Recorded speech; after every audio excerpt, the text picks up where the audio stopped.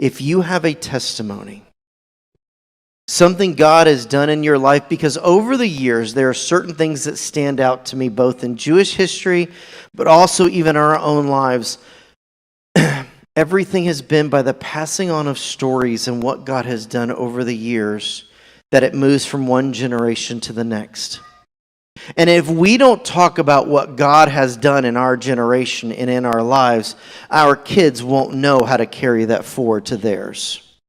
We share both scriptures with them, we share our stories, we share the things that we've seen God do. And to give him praise for everything he does, as it Revelations something,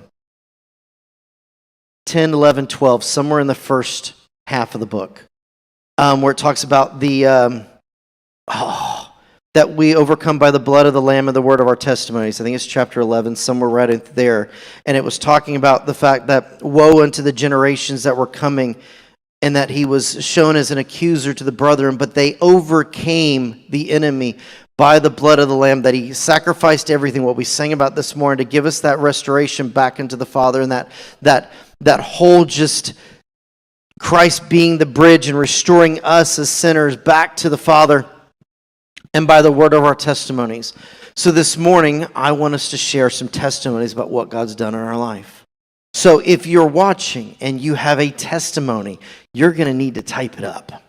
Just really quickly type it in the comments on either Facebook or on the YouTube thing, and that means you're sharing it with the world. Just a quick little testimony about what it is, and we will do our best to share it for a little bit. I'm not saying how long we're going to go. I'm not saying how short we're going to go. We're just going to see what we do here. Because really, truly, this is the things that God has done in our lives is absolutely astonishing. There are reasons. If I were to think about my own life, there are times I shouldn't be here.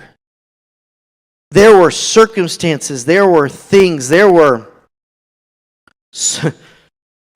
circumstances that the only way I'm standing here is that God stopped something bad from happening. And I can name a few of those. So there are things that he's done in our lives, these things that we've overcome, whether or not it's overcoming fear of man, overcoming finances, overcoming, sorry, I got a chuckle on that one, fear of change. You know, we're going to add that one to the ministry list from here on out. I want fear of change. If it's not on there, I want to find out what that phobia of change is, and I want to name that sucker from here on out.